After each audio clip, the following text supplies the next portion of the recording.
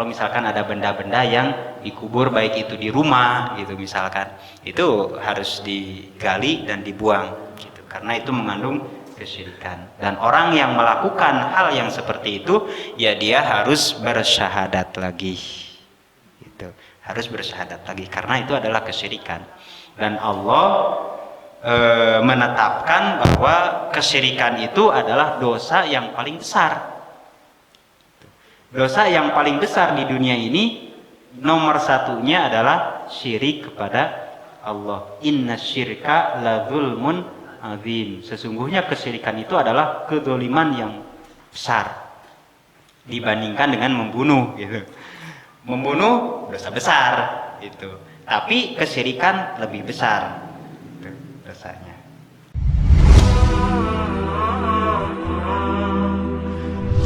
Nah, yang selanjutnya tadi kan halal penyembelihan. Yang kedua, yang selanjutnya manfaat dari kita mengucapkan 2 kalimat syahadat adalah halal ditikahkeunana, halal ditikahkan kajalma anu islamna. Nah, itu halal ditikahkan kepada orang yang muslim. Karena di dalam syariat itu tidak boleh menikah beda agama, nah, tidak boleh gitu. Kalau menikah harus dengan yang satu agama gitu. Makanya ketika orang mengucapkan 2 kalimat syahadat, dia udah dicap sebagai orang muslim, maka walaupun dia belum pernah belajar sholat, belum pernah belajar baca Quran misalkan, dia sah menikah dengan orang muslim gitu. Jeung halal nampi warisna, dan halal menerima waris tijalmi anu islamna, dari orang yang muslim. Nah, itu juga manfaat dari mengucapkan 2 kalimat syahadat adalah sah menerima warisan dari orang muslim. Karena memang di antara salah satu yang mencegah orang dari menerima waris itu adalah beda agama. Jadi kalau misalkan ada dalam satu keluarga, tapi dalam satu keluarga itu ada yang muslimnya, ada yang non muslimnya, misalkan yang muslimnya itu meninggal misalkan, maka anak-anaknya yang belum muslim dia tidak boleh menerima warisan. Kenapa? Karena beda agama. Ataupun kebalikannya, misalkan dalam satu keluarga ini mayoritasnya non muslim, tapi ada salah satu anak dari non muslim itu yang udah memeluk agama Islam. Nah, maka ketika orang tua dari keluarga itu meninggal, nah orang yang muslim ini tidak boleh menerima warisan. Maksudnya tidak sah gitu, menerima warisan. Itu walaupun misalkan hartanya banyak, misalkan walaupun seperti itu. Dan walaupun juga misalkan yang mengurus orang tuanya adalah orang yang muslim ini misalkan, sedangkan anak-anaknya yang non muslim tidak memperhatikannya misalkan, tetap saja orang yang muslim ini tidak menerima warisan. Kalau hibah mah itu mah beda lagi. Beda lagi. Ini mah yang sifatnya warisan itu tidak sah itu, karena la yarithul kafir lil muslim wala yarithul muslim lil kafir gitu. Antara orang muslim dan orang kafir itu tidak saling mewarisi gitu. Warisan orang muslim ya ke muslim lagi, warisan orang kafir ya ke kafir lagi gitu.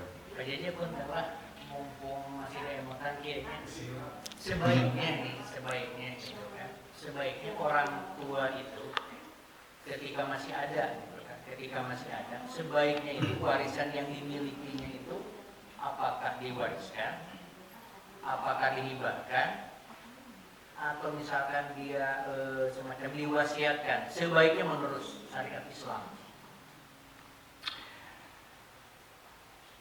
Kalau yang ada yang namanya warisan itu setelah meninggal. Jadi ketika hidup tidak ada warisan. Ketika hidup itu tidak ada warisan. Tidak ada hibah. Kalau hibah ada. Wasiat. Kalau wasiat juga ada. Kalau warisan mah setelah meninggal. Gitu. Jadi tidak, kalau misalkan orang tua mengasih barang atau mengasih tanah misalkan, tapi orang tua itu masih ada, nah, itu mah bukan warisan gitu. Itu mah bukan warisan, tapi pemberian saja dari orang tua. Itu mah pemberian saja dari orang tua. Adapun hibah misalkan itu boleh, gitu. Boleh. Atau misalkan hadiah misalkan itu juga boleh. Kalau waris mah belum saatnya, itu belum saatnya. Ketika udah meninggal baru itu mah otomatis jadi warisan.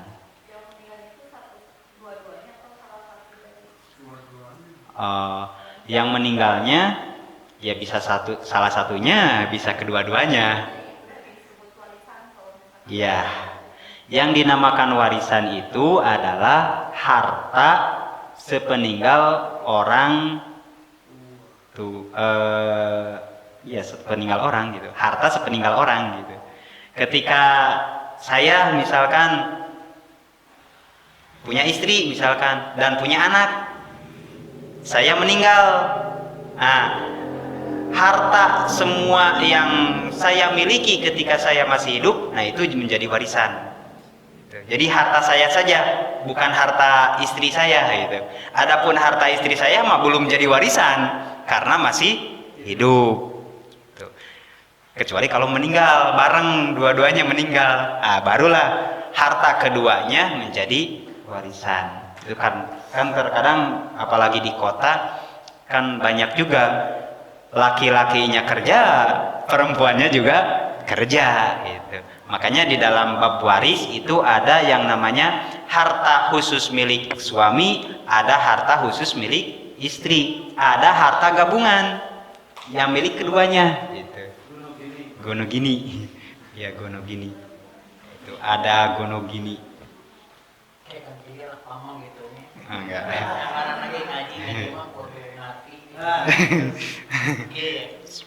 Kalau misalkan orang tua semasa hidup kan bisa menghibahkan ke anak-anaknya hartanya. Iya. Atau misalkan dia mewasiatkan. Oke lah, pada saat ada orang tuanya semua anak-anaknya menerima hibah dari orang tua atau wasiat dari orang tua dengan catatan menyenangkan Allah. Ternyata di belakang itu semua gitu ya, hukum itu dirubah setelah orang tua tidak ada, yang asalnya hibah dan wasiat dirubah ke anak-anak menjadi waris gitu. Padahal ketika ada orang tuanya jatuhnya hibah atau wasiat, semua harta sudah dibagi, diwasiatkan atau dihibahkan. Tapi ketika kedua-duanya tidak ada, anak-anak dirubah menjadi wasiat dengan catatan kita memakai hukum Islam.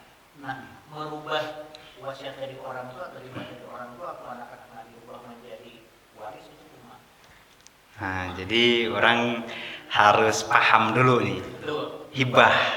Nah, ketika orang tua menghibahkan harta,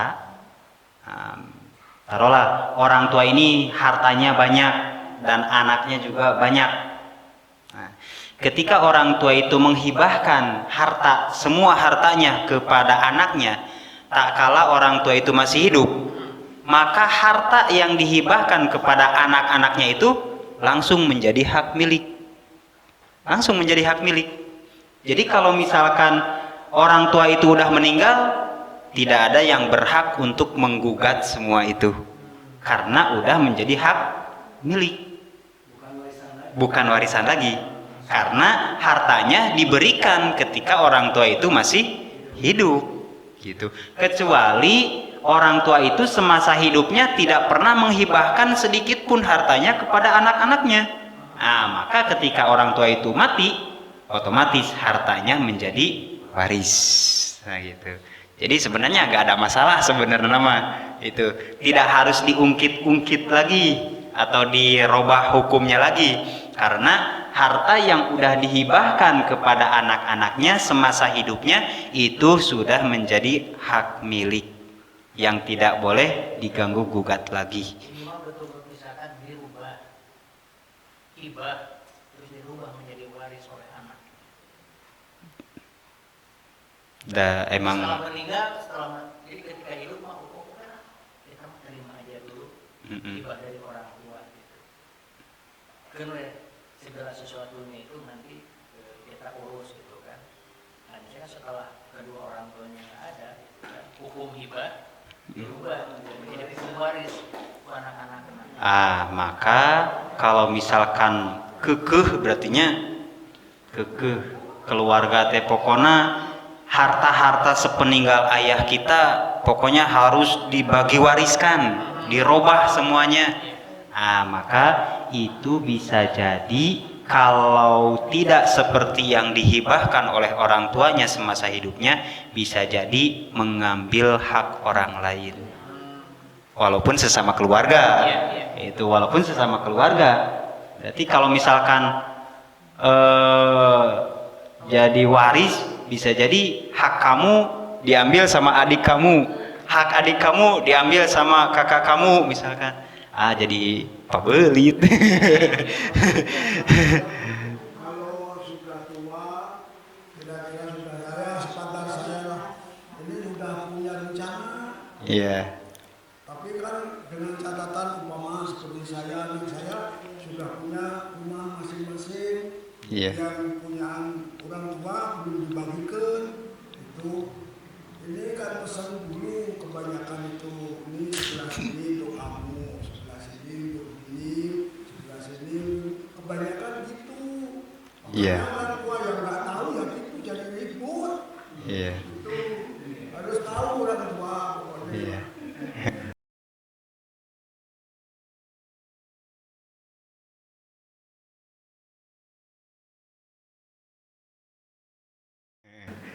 Ya, memang di kampung saya ya seperti keluarga saya pribadi, ya orang tua itu ya seperti itu gitu. Jadi menjelang meninggal itu ya semasa hidupnya lah itu. Jadi mereka itu suka ngomongin ke anak-anaknya, nih bagian kamu sawah di sini, sawah yang itu, balong yang di situ, kebun yang di situ gitu. Jadi udah dibagi-bagikan gitu semasa hidupnya. Ya, itu lebih bagus sebenarnya mah gitu.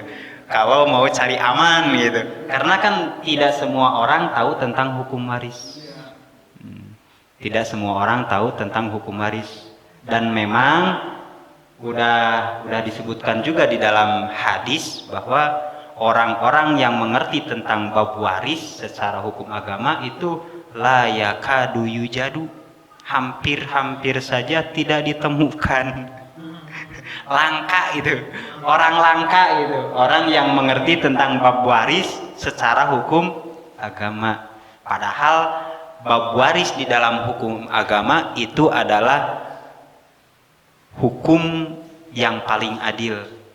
Sekalipun itu di dalam hibah orang tua ketika masih ada, pembagiannya itu Beda misalkan. katakanlah nggak adil gitu. Iya. Kalau dia gabung gede gitu. Itu Nah, boleh.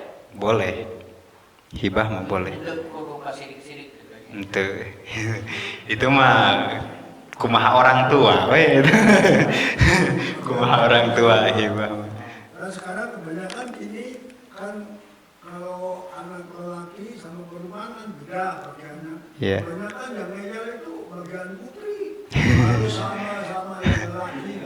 Iya. Ada banyak. Ya, ya. Sebetulnya mah nggak bisa. Di dalam Suami saya ridho. ya. Bikinnya kabeh. Memang di dalam hukum Islam itu kalau kita punya anak dua misalkan, yang satu laki-laki, yang satu perempuan, memang di dalam Al-Quran udah ditetapkan falid dzakari mithlu hadzil unsayain. Bagian laki-laki itu sama dengan dua bagian perempuan. Jadi kalau misalkan warisannya 300 juta misalkan, maka 200 juta untuk laki-laki, 100 juta untuk perempuan.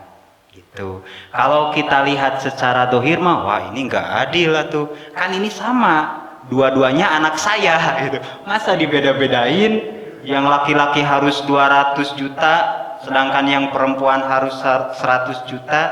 Nah, kalau kita tidak tahu sejarah, ya pasti kita akan berpandangan seperti itu.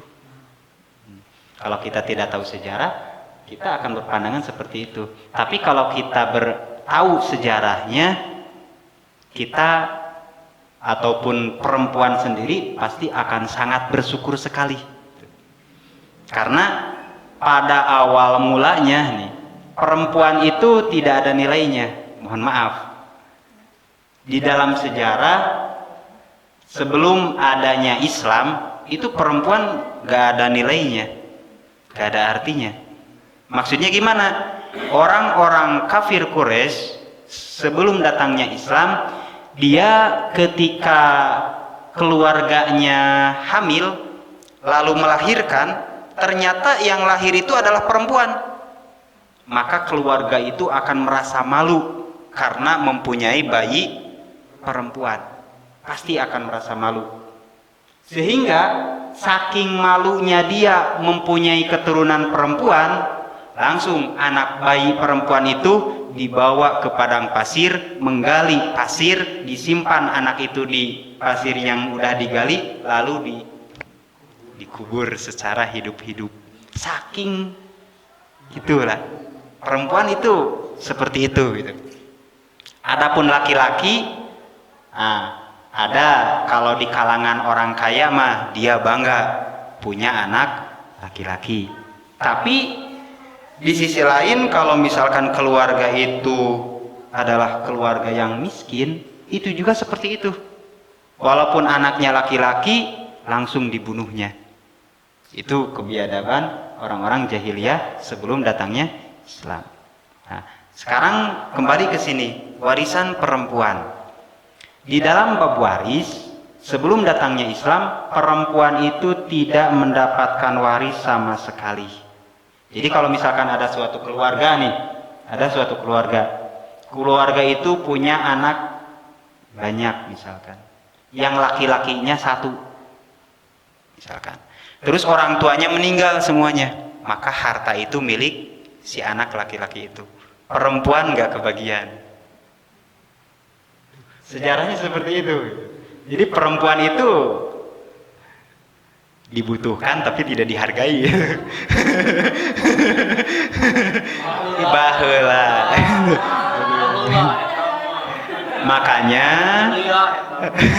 Makanya ketika Nabi Muhammad diangkat menjadi Rasul, selain beliau menyebarkan agama Islam, yang beliau sebarkan adalah menyayangi manusia. Di antaranya seperti itu. Menyayangi manusia, tidak boleh membunuh. Karena membunuh itu udah kebiasaan gitu. Kebiasaan gitu, orang-orang kafir Quraisy itu udah menjadi kebiasaan. Makanya Rasul anjurkan tidak boleh membunuh lagi. Harus rukun sesama manusia itu. Terutama perempuan itu ketika datang Islam, perempuan itu diangkat derajatnya, sehingga ada di dalam suatu hadis, barang siapa yang mempunyai anak perempuan 3, lalu anak perempuan itu dididik sampai dewasa, sampai dinikahkan menjadi perempuan-perempuan yang solihah, maka jaminan surga bagi keluarganya, bagi orang tuanya. Saking dimuliakannya anak perempuan itu di dalam agama Islam. Tambah lagi. Nambah istri muka 2.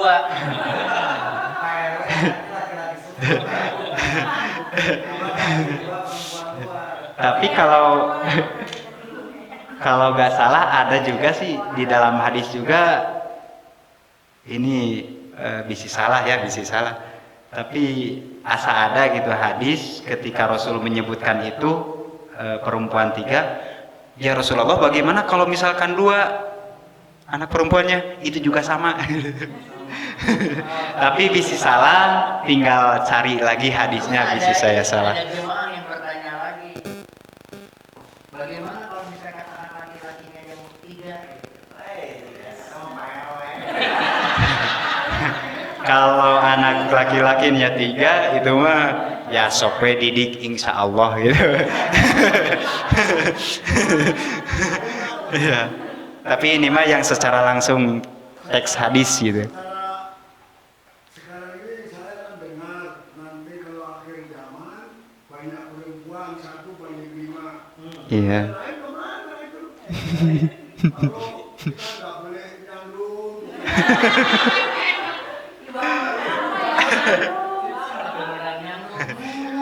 Penyelamat gitu.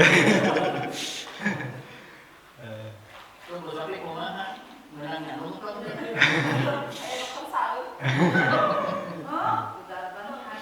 Nah itu mah tergantung kondisinya saja.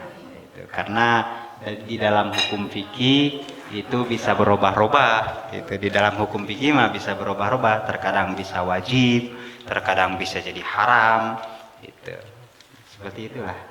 Gitu.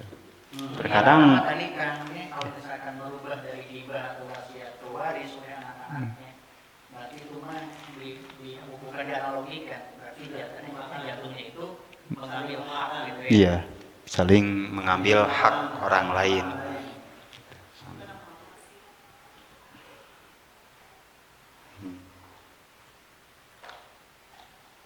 Mungkin dicukupkan segitu. Enggak lah, dicukupkan insya Allah. Itu yang ari mungguhing Allahna jeung mungguhing akhiratna. Nah, insya Allah nanti di pertemuan yang akan datang lagi. Mudah-mudahan pada pertemuan kali ini ada ilmu yang didapatkan dan mudah-mudahan ilmunya bermanfaat dan mudah-mudahan menjadikan kita menjadi lebih baik lagi.